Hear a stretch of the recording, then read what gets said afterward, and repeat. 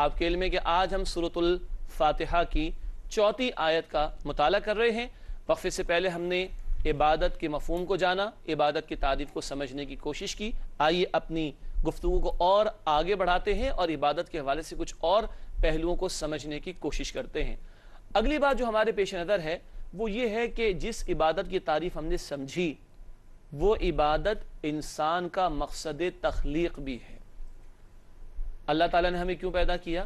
عبادت کے لیے۔ قرآن بتاتا ہے سورۃ الذاریات آیت نمبر 56 میں ارشاد ہوا وما خلقت الجن والانس الا لیعبدون۔ اللہ فرماتے میں نے تمام انسانوں اور جنات کو فقط اپنی عبادت کے لیے پیدا کیا۔ بچپن میں شعر سنا ہوگا نا، زندگی آمد برائے بندگی، زندگی بے بندگی شرمندگی۔ اگر بے بندگی والی زندگی ہے تو شرمندگی ہوگی کل قیامت کے دن اللہ کے سامنے۔ ہماری زندگی کاہے کے لیے؟ اللہ کی عبادت کے لیے۔ چنانچہ لکھا ہے کہ انسان کا مقصد تخلیق بھی عبادت ہے، سورۃ الذاریات آیت نمبر 56 کی روشنی میں۔ اگلی بات وہ جو آج ہمارے معاشرے کا ایک رائج تصور ہے، عبادت کا محدود تصور۔ آج کسی سے پوچھے کہ عبادت کسے کہتے ہیں، وہ کہے گا نماز ادا کرنے کو کہتے ہیں۔ اچھا بھائی، نماز اس کے ذہن میں کون سی ہوتی ہے؟ 5 وقت کی؟ ناظرین کرام، جمعے کی 2 رکعت، اللہ اکبر، کھچا کھچ مسجدیں بھری ہوتی ہیں۔ او بھائی، جمعے کی 2 رکعت جو ادا کی کس کے لیے ادا کی؟ اللہ کے لیے۔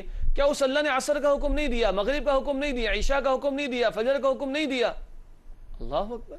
تو آج یہ تصور بگڑ گیا کہ ہم نے عبادت کے ایک وسیع تر تصور کو محدود کر دیا ہے چند اعمال تک، اور نتیجہ کیا ہے کہ آج جو ایک جامع تصور تھا، ایک کمپریہنسو کانسیپٹ تھا عبادت کا، وہ ہمارے ذہنوں سے نکل گیا۔ جبکہ ابھی ہم نے سمجھا کہ 24 گھنٹے کرنا کیا ہے؟ عبادت کرنی۔ کوئی کہے کہ جمعے کی 2 رکعت تک عبادت محدود ہے، باقی کاموں میں آزاد ہوں، تو یہ بڑا بگڑا ہوا تصور ہے۔ اب عبادت کا وسیع تصور کیا ہے، اس کو جاننے کی ضرورت ہے۔ بھائی نگیشن تو ہو گئی نا، تو اب نگیشن کی بات افرمیشن بھی تو ہونی چاہیے۔ بتا دو کہ یہ غلط ہے تو یہ بھی تو بتائیں کہ صحیح کیا ہے۔ تو جو آج ہمارے معاشرے کا تصور ہے وہ تو بگڑا ہوا تصور ہے۔ وسیع تصور کیا ہے عبادت کا؟ وسیع تصور یہ ہے کہ اللہ کتنے گھنٹے ہمارا معبود ہے؟ 24 گھنٹے۔ 24 گھنٹے نا۔ کیا کبھی کوئی کہہ سکتا ہے کہ اتنے گھنٹے میرا معبود اللہ، اتنے گھنٹے نہیں؟ کبھی کوئی کہہ سکتا ہے؟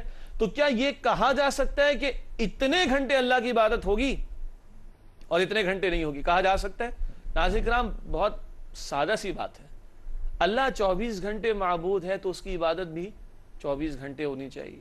اب میرے گھر میں خوشی آئے تب بھی کیا ہونی چاہیے؟ عبادت۔ میرے گھر میں غمی آ جائے تب بھی عبادت۔ میں کاروبار کروں تب بھی عبادت۔ میں مسجد میں ہوں تب بھی عبادت۔ صحیح ہے؟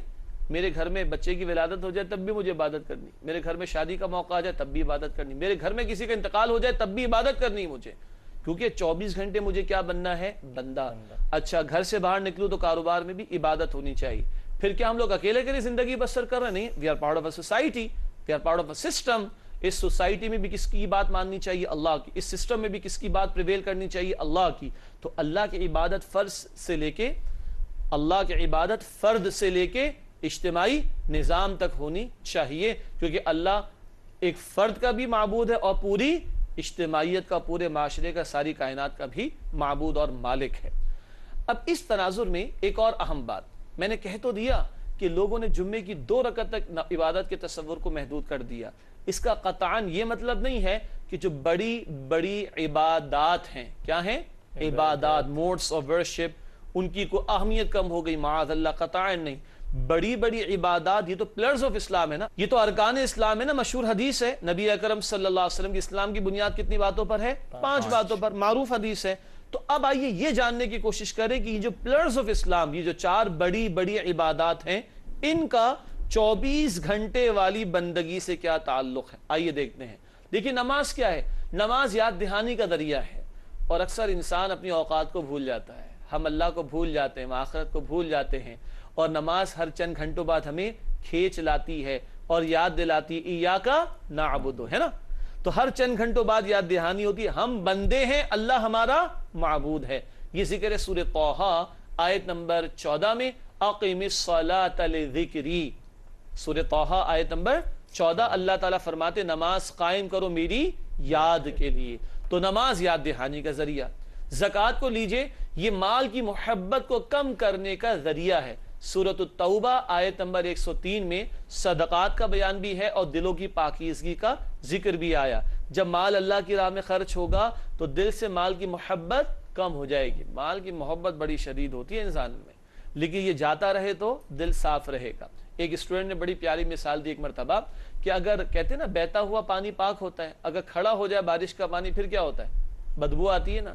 تو مال آتا رہے اور جاتا رہے تو مال بھی پاک رہے گا، دل بھی صاف رہے گا. اور مال آ کر کھڑا ہو جائے تو دل بھی ناپاک ہو جائے گا، مال بھی ناپاک. اس کو نکالو. تو زکوٰۃ تو کم از کم یاد دہانی ہے نا، سال میں ایک مرتبہ صاحب نصاب لوگ ادا کرتے ہیں. یہ مال کی محبت کو کم کرنے کا ذریعہ ہے. روزہ کیا کرتا ہے؟ بہت بڑی عبادت. یہ ضبط نفس اور حصول تقوی کا ذریعہ ہے. سیلف کنٹرول اس میں آتا ہے. بڑی بھوک لگ رہی ہے، لگتی رہے، کھانے کو ہاتھ نہیں لگا سکتے روزے کی ہاتھ میں. چلو کوئی دیکھ نہیں رہا، کھا لوں. نہ کون دیکھ رہا ہوتا ہے؟ اللہ دیکھ رہا ہوتی ہے نا مشق. یہ ہے self control, self discipline rather, ضبط نفس اور حصول تقوی کا ذریعہ. سورۃ البقرہ آیت نمبر 183 ہے. اللہ رب العالمین نے فرمایا کہ لعلکم تتقون، روزہ تم پر کیوں فرض کیا گیا؟ تاکہ تم میں تقوی پیدا ہو جائے، تم حرام سے بچنے والے ہو جاؤ. ہاں روزے میں تو حلال بھی چھوڑ دیتے نا کھانا پینا، تو حرام تو چھوڑ دو کم سے کم، یہ تقوی تمہارے اندر پیدا ہو جائے. چوتھی بڑی عبادت کون سی ہے؟ حج. اس کے سامنے لکھا ہے ہم نے جامع عبادت. کیا مطلب؟ حج میں نماز کی طرح اللہ کا ذکر بھی ہے، حج میں زکوٰۃ کی طرح مال بھی خرچ ہوتا ہے، اور حج میں سیلف کنٹرول کے مواقع بھی آتے ہیں، کچھ بھوک پیاس مشقت بھی آ ہی جاتی ہے. تو بقیہ بڑی بڑی عبادات جو ہیں ان کا مجموعہ کس میں آ گیا؟ حج کی عظیم عبادت میں آ گیا. یہ ہم نے کیا سمجھا کہ عبادت جو 24 گھنٹے مطلوب ہے اس سے عبادات یعنی موڈز آف ورشپ کا تعلق کیا ہے. یہ بڑی بڑی عبادات 24 گھنٹے میں اللہ کی عبادت اور بندگی کے لیے ہمیں تیار کراتی ہیں. اب آئیے ایک اور اہم بات کی طرف چلتے ہیں، اور وہ یہ ہے عبادت کے لیے کامل نمونہ کون ہے؟ ظاہری بات ہے وہ اسوہ رسول صلی اللہ علیہ وسلم کے سوا کوئی شے نہیں ہو سکتی. کیا قرآن اللہ نے ہم لوگوں کو براہ راست دیا؟ نہیں. کس کے ذریعے دیا؟ اللہ کے رسول صلی اللہ علیہ وسلم کے ذریعے سے. تو قرآن کی تشریح بھی کس نے ہمیں عطا کی؟ رسول اللہ نے صلی اللہ علیہ وسلم. قرآن پر عمل کرنے کے لیے کس سے دیکھنا ہوگا؟ صاحب قرآن محمد کریم صلی اللہ علیہ وسلم کو دیکھیں گے تو قرآن پر عمل کرنا ہمارے لیے آسان ہوگا. حضرت عائشہ نے فرمایا تھا نا رضی اللہ تعالی عنہا، کانا خلقہ القرآن. ناظرین کرام بہت مشہور روایت ہے. اما عائشہ نے فرمایا رضی اللہ تعالی عنہا، کانا خلقہ القرآن، رسول اللہ کے اخلاق کیا تھے؟ وہ تو قرآن تھے صلی اللہ علیہ وسلم. قرآن الفاظ میں دیکھنا ہے، یہ رہا ہمارے سامنے، اور قرآن عمل میں دیکھنا ہے، وہ اسوہ رسول میں صلی اللہ علیہ وسلم. سورہ احزاب آیت نمبر 21 مشہور آیت ہے، لقد کان لکم فی رسول اللہ اسوۃ حسنہ، یقینا تمہارے لیے رسول اللہ صلی اللہ علیہ وسلم کی زندگی میں بہترین نمونہ موجود ہے. یہ الحمدللہ عبادت کے حوالے سے اس کا مفہوم، اس کی تعریف، پھر ہمارا مقصد زندگی، عبادت کا محدود تصور، عبادت کا وسیع تصور، عبادت اور عبادات کا تعلق اور عبادت کے لیے نمونہ، ان موضوعات پر ہماری گفتگو مکمل ہوئی. آئیے اگلے پوائنٹ پر چلتے ہیں، اور وہ ہے استعانت. کیا؟ زور سے پڑھیں. استعانت. جی ناظرین آپ بھی دہرا لیجئے. استعانت اس کا مفہوم ہے مدد مانگنا. آئیے اس پر بات کرتے ہیں. وَإِيَّاكَ نَسْتَعِين کے ذیل میں بات کر رہے ہیں کہ اللہ ہم تجھ ہی سے مدد مانگتے ہیں. استعانت کا مطلب ہے مدد مانگنا، تعاون طلب کرنا. اب یہ جاننے کی ضرورت ہے کہ عبادت اور استعانت کا تعلق کیا ہے. ایاک نعبد، اے اللہ ہم تیری ہی عبادت کرتے ہیں، وایاک نستعین، اور تجھ ہی سے مدد مانگتے ہیں. تو اب عبادت اور استعانت کا تعلق جاننے کی کوشش کر رہے ہیں. اس ضمن میں دو مختصر احادیث نبی اکرم صلی اللہ علیہ وسلم کی. یہ پہلی حدیث جامع ترمذی میں ہے. آپ صلی اللہ علیہ وسلم نے فرمایا الدعاء مخ العبادہ، دعا عبادت کا مغز، اس کا جسٹ، اس کا خلاصہ، اس کا حاصل. ساری عبادت کا حاصل کیا ہے؟ ایک ذرا مشکل لفظ ہے تذلل. کیا؟ تذلل، جھک جانا. صحیح ہے. ساری عبادت کا حاصل کیا ہے؟ بندے میں جھک جانے کی کیفیت پیدا ہو جائے. اور ناظرین کرام سب سے زیادہ بندہ جھکا دیتا اپنے آپ کو جب وہ ہاتھ پھیلا دیتا اللہ کے سامنے. اللہ اکبر. یہ جھک جانے کی انتہا ہے. پھیلا دیے ہاتھ، اپنی بے بسی اور محتاجی کا اظہار کر دیا اللہ کے سامنے. یہ ہے عبادت کا مغز، عبادت کا جسٹ، عبادت کا کل حاصل جو دعا ہے. الدعاء مخ العبادہ، دعا عبادت کا مغز ہے. اگلی حدیث وہ بھی جامع ترمذی میں ہے، اور اسی موضوع کے حوالے سے ہے، آپ صلی اللہ علیہ وسلم نے فرمایا الدعاء هو العبادہ، دعا ہی اصل عبادت ہے، دعا ہی اصل عبادت ہے۔ کیوں؟ پھر وہی بات، ساری عبادت کا حاصل جھک جانا، بچھ جانا اللہ کے سامنے، اور دعا میں یہ کیفیت اپنے انتہا پر ہوا کرتی ہے۔ باقی رب تو ہم نے پہلے بھی جانا کہ دعا جو ہم کر رہے ہیں اس کا عبادت سے تعلق کیا ہے، وہ یہ ہے کہ اللہ تعالیٰ کی استعانت کے بغیر عبادت ممکن نہیں، اللہ کی توفیق کے بغیر، اللہ کی نصرت کے بغیر، اللہ کے اذن کے بغیر، اللہ کی تائید کے بغیر اللہ کی عبادت ممکن نہیں ہے۔ چنانچہ مسنون دعا ہمارے سامنے رہے، رسول اکرم صلی اللہ علیہ وسلم ہر فرض نماز کے بعد یہ دعا فرماتے تھے۔ ناظرین کرام، فرض نمازوں کے بعد جوتی اٹھا کر بھاگ نہیں جانا چاہیے، فوراً بیٹھ کر کوئی ذکر کرنا چاہیے۔ اللہ کے نبی صلی اللہ علیہ وسلم بہت ساری باتیں سکھائیں، ان میں یہ دعا ہر فرض نماز کے بعد شامل ہے۔ اللہم اعنی علی ذکرک و شکرک و حسن عبادتک، سنن نسائی اور ابو داؤد شریف کی روایت ہے، اللہم اعنی علی ذکرک و شکرک و حسن عبادتک، اے اللہ میری مدد فرما اپنے ذکر کے لیے اور اپنے شکر کے لیے اور اپنی عمدہ عبادت کے لیے۔ دوبارہ ترجمہ سنیے گا، اے اللہ میری مدد فرما اپنے ذکر کے لیے اور اپنے شکر کے لیے اور اپنی عمدہ عبادت کے لیے۔ نماز ادا ہو گئی نا، اس کے بعد بھی کیا دعا ہو رہی؟ اے اللہ عمدہ عبادت کی توفیق عطا فرما۔ معلوم ہوا کہ عبادت کا تصور نماز تک محدود نہیں، بلکہ نماز کے بعد بھی مستقل اللہ کی عبادت کا تقاضا ہمارے سامنے موجود رہنا چاہیے۔ چلیے اب یہ استعانت کی جب بات آئی تو دعا کی کچھ اہمیت کو بھی جان لیتے ہیں، اور آج کل ہم نے مانگنا چھوڑ دیا ہے، ہم بندوں کے سامنے جاتے ہیں، بندوں سے رونا روتے ہیں، بندوں سے اپنے پرابلمز کو ڈسکشن میں لے کر آتے ہیں، پتہ نہیں کس کس کے پاس جاتے ہیں، اور وہ اللہ جو کل اختیار رکھنے والا اس کو بھول جاتے ہیں۔ آئیے اس دعا پر چند آیات قرآنی کی روشنی میں بات کرتے ہیں۔ سورہ البقرہ آیت نمبر 186، اللہ تعالی ہر پکارنے والے کی دعا کو سنتا ہے۔ اذا سألک عبادی عنی فإنی قریب اجیب دعوت الداعی اذا دعان، اللہ تعالیٰ فرماتے ہیں اے نبی صلی اللہ علیہ وسلم، جب میرے بندے آپ سے میرے متعلق سوال کریں تو بے شک میں قریب ہوں جب پکارنے والا۔ اللہ اکبر، کتنا یقین کا معاملہ ہے ناظرین کرام۔ اللہ فرماتا ہے جب دعا کرنے والا مجھے پکارتا ہے میں اس کی دعا کو سنتا ہوں۔ نوٹ کیجئے گا آپ بھی، البقرہ آیت 186۔ دوسرا مقام سورۃ المؤمن آیت نمبر 60، اللہ تعالیٰ سے دعا نہ کرنا تکبر کی علامت ہے۔ اللہ اکبر، کیا سمجھتے ہیں لوگ اپنے آپ کو جو ہاتھ نہیں پھیلاتے اللہ کے سامنے؟ Are we self sufficient? کیا ہمیں کسی شے کی ضرورت نہیں؟ اللہ اکبر، ذرا دل کا ایک وال بند ہو تو پتہ چلتا ہے، گردے اگر صحیح کام نہ کرے تو پتہ چلتا ہے کہ ہم کتنے محتاج ہیں۔ جو نہیں مانگتا وہ اپنے آپ کو تکبر میں لے گیا ہے، اللہ تعالیٰ کو تکبر کرنے والے پسند نہیں۔ اسی سورۃ المؤمن آیت نمبر 60 میں ذکر ہے کہ جو لوگ اللہ سے دعا نہیں مانگتے اللہ ذلیل کر کے ان کو جہنم میں داخل کرے گا۔ استغفر اللہ۔ تیسرا مقام سورۃ النمل آیت نمبر 62 ہے، بھلا اللہ تعالیٰ کے سوا کون ہے جو مجبور کی دعا قبول کرتا ہو؟ یہ بڑا پیارا انداز، کوئی ہے جو اللہ کے سوا ہو جو مجبور کی دعا قبول کرتا ہو؟ تو یہ تین مقامات بہت سارے مقامات میں سے ہیں قرآن حکیم میں سے جہاں اللہ کو پکارنا، اللہ سے مانگنا، اس کی اہمیت اللہ سبحانہ وتعالی نے واضح فرمائی۔ اب آئیے دعا کی اہمیت احادیث مبارکہ کی روشنی میں جاننے کی کوشش کرتے ہیں، نبی اکرم صلی اللہ علیہ وسلم کے مبارک فرامین کی روشنی میں۔ پہلا فرمان ہے دعا مومن کا ہتھیار ہے، اور بریکٹ میں جو حوالہ ہے مستدرک حاکم، مستدرک حاکم یہ بھی حدیث کی کتاب ہے، امام حاکم محدث تھے، انہوں نے اس کو مرتب فرمایا۔ اللہ کے رسول نے فرمایا صلی اللہ علیہ وسلم دعا مومن کا ہتھیار ہے۔ دوسری روایت وہ بھی مستدرک حاکم میں ہے، آپ صلی اللہ علیہ وسلم نے فرمایا دعا آئی ہوئی مصیبت اور آئندہ آنے والی مصیبت میں نفع دیتی ہے، پس اے اللہ کے بندو دعا کو لازم پکڑو، جو آ چکی مصیبت اس میں بھی فائدہ دے گی، جو آئندہ آنے والی ہے اس میں بھی فائدہ دے گی، پس اے اللہ کے بندو دعا کو لازم پکڑو۔ اگلی حدیث وہ بھی مستدرک حاکم میں ہے، اللہ کے رسول علیہ الصلوۃ والسلام نے فرمایا قدر اور قضا کو کوئی چیز رد نہیں کر سکتی سوائے دعا کے. دعا سے کوئی فیصلہ اللہ جو کر چکا وہ بھی چاہے اللہ تو ٹال سکتا ہے, وہ بھی اللہ کے حکم سے ہوگا. ہاں وہ بھی اللہ کے حکم سے ہوگا.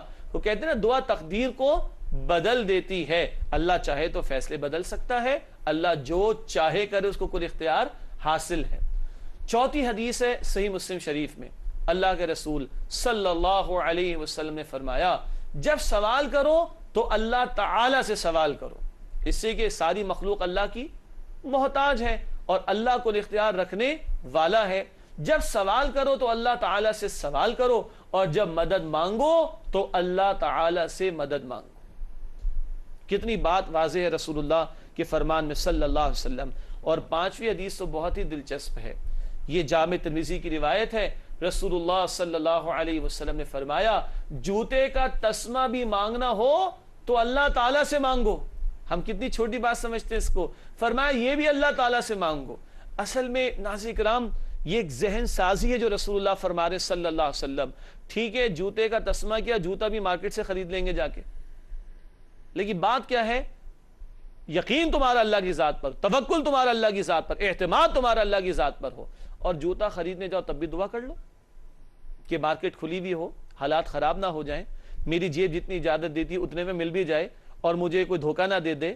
میں گاڑی پارک کروں تو پارکنگ صحیح جگہ کر لوں, میری گاڑی کو اٹھا کے نہ لے جائے, گاڑی میں سے کوئی بیگ چرا کے, 85 باتیں ہیں نا. ان سب باتوں میں اللہ سے دعا مانگ کے نکلیے گھر سے. اتنا مانگو کہ جوتے کا تسمہ بھی مانگنا ہے تو اللہ سے مانگو.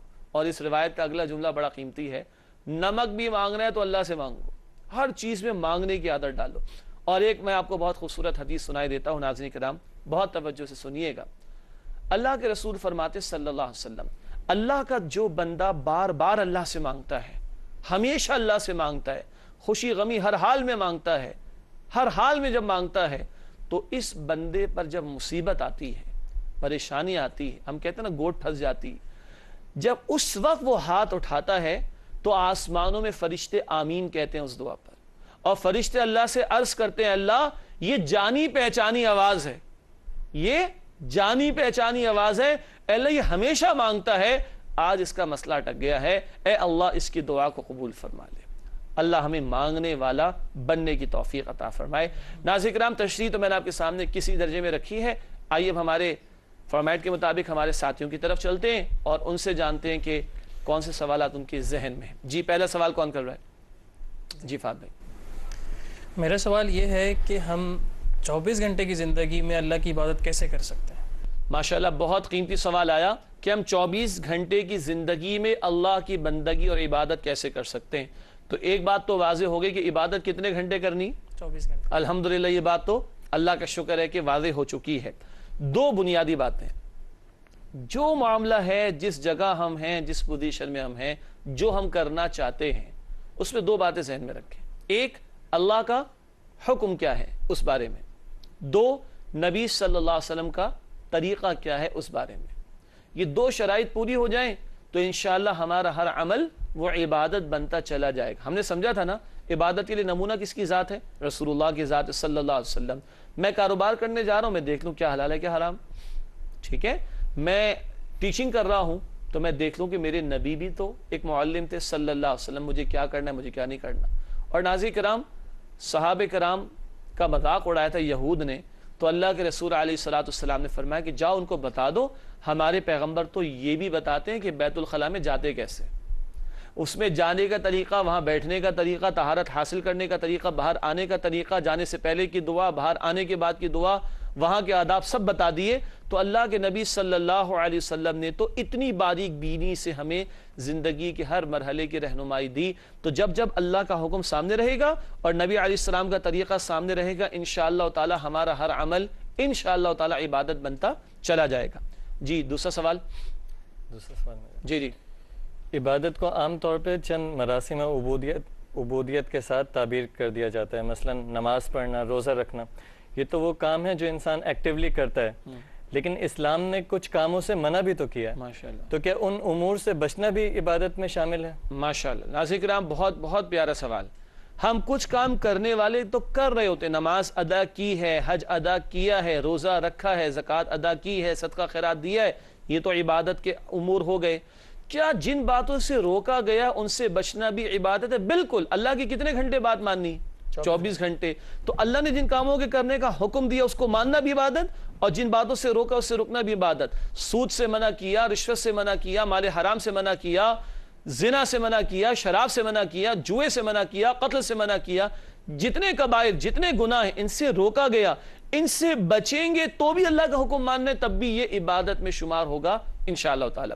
جی اگلا سوال آپ کے پاس کیا عابد؟ میرا سوال یہ ہے کہ بعض لوگوں کا یہ گمان ہوتا ہے کہ ہم بہت گناہ گار ہیں, ہماری بخشش ہی نہیں ہو سکتی, تو وہ نیکی کی طرف نہیں آتے, تو اس حوالے سے آپ. اللہ اکبر. بہت سے لوگوں کا یہ خیال ہوتا ہے کہ ہم بڑے گناہ گار ہیں تو ہم نیکی کر کے کیا کر لیں گے, اور شاید آپ کے سوال میں یہ بھی شاید بات آ جائے, ناظرین آپ کے ذہن میں ہو کہ لوگ یہ سمجھتے ہم تو بڑے گناہ گار ہیں, ہم کیا اللہ کو پکاریں گے, ہم کیسے اللہ کو پکاریں گے. تو اللہ کے کلام سے پوچھ لیتے ہیں. قرآن کہتا ہے سورہ زمر آیت نمبر 53, سورہ زمر آیت نمبر 53, قل یا عبادی الذین اسرفوا علی انفسہم لا تقنطوا من رحمت اللہ. اے نبی صلی اللہ علیہ وسلم فرما دیجئے ان میرے بندوں سے جنہوں نے اپنی جانوں پر ظلم کر لیا, اللہ کی رحمت سے مایوس نہ ہو جانا.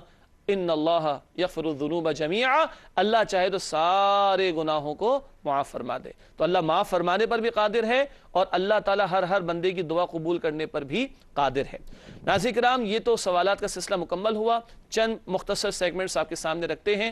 قرآنی معلومات میں آج ہم جو بات سمجھ رہے ہیں وہ یہ ہے کہ قرآن حکیم حجاز یعنی مکہ مکرمہ, مدینہ طیبہ اور اطراف کے علاقے میں نازل ہوا. حجاز کے علاقے میں قرآن نازل ہوا, جو علاقہ مکہ مکرمہ, مدینہ طیبہ اور اس کے اطراف کے علاقوں پر مشتمل ہے. ہمارا اگلا سیگمنٹ وہ حاصل مطالعہ, باتوں کو ہم دہراتے ہیں اس سیگمنٹ میں. آئیے ان باتوں کو دہرا لیتے ہیں جو آج ہم نے جاننے کی کوشش کی. سب سے پہلی بات, اللہ تعالی ہمارا رب ہے اور وہی معبود برحق ہے, اس کے سوا کسی کی عبادت نہیں. دوسری بات ہم نے جانی کہ عبادت پوری زندگی میں محبت کے ساتھ اللہ تعالی کی مکمل اطاعت کا نام ہے. تیسری بات, انفرادی اور اجتماعی ہر سطح پر اللہ تعالیٰ کی ہر آن عبادت مطلوب ہے, فرد سے لے کے معاشرے و نظام کی سطح تک. چوتھی بات ہم نے سمجھی, اللہ تعالیٰ کی عبادت اس کی توفیق کے بغیر ناممکن ہے. اور آخری اور اہم بات, دعا مومن کا بہت بڑا سہارا ہے. ہمارا اگلا سیگمنٹ ذرا سا تلخ بھی ہو جاتا ہے بعض اوقات, وہ ہے جائزہ ہم کہاں کھڑے ہیں. نمبر 1, کیا ہمیں اپنے بندے ہونے کی حیثیت یاد رہتی ہے؟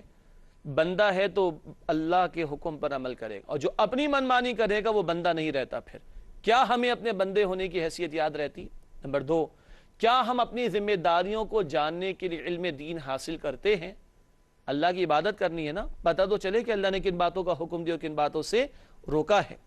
تیسری بات, کیا ہم ہر معاملے میں اللہ تعالیٰ کے حکم اور نبی کریم صلی اللہ علیہ وسلم کے طریقے کو یاد رکھتے, یا جو دل میں آتا کرتے ہیں؟ خوشی کے موقع پر اپنی منچاہی باتوں پر عمل کریں گے, غمی کے موقع پر غیروں کے طریقوں پر عمل کریں گے؟ نہیں. کیا ہم ہر معاملے میں اللہ تعالیٰ کے حکم اور نبی کریم صلی اللہ علیہ وسلم کے طریقے کو یاد رکھتے ہیں؟ چوتھا سوال جائزے کے لیے, کیا ہم انفرادی اور اجتماعی معاملات میں احکامات الہی کی پیروی کی کوشش کرتے ہیں؟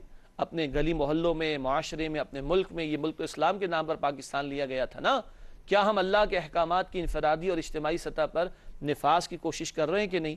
اور پانچواں اور آخری اور اہم سوال جائزے کے اعتبار سے, کیا ہم اپنے آپ کو محتاج اور فقیر جان کر اللہ تعالیٰ سے دعائیں کرتے ہیں, یا بس بھول گئے ہیں؟ اللہ ہمیں جائزہ لینے کی توفیق دے. ناظرین کرام, آخری 2 باتیں. گزشتہ سوال جو ہم نے آپ کے سامنے رکھا وہ یہ تھا کہ قرآن کریم کی منزلوں کی تعداد کتنی ہے, اور یہ تعداد ہے کتنی؟ 7. صحابہ کرام کے دور میں یہ تعداد مقرر ہو چکی تھی, اور اس کی حکمت یہ تھی کہ ایک ہفتے میں قرآن کی تلاوت کی تکمیل ہو جائے. آج ہمارا حال کیا ہے؟ سال میں بھی نہیں ہو پاتا. غور کرنا چاہیے.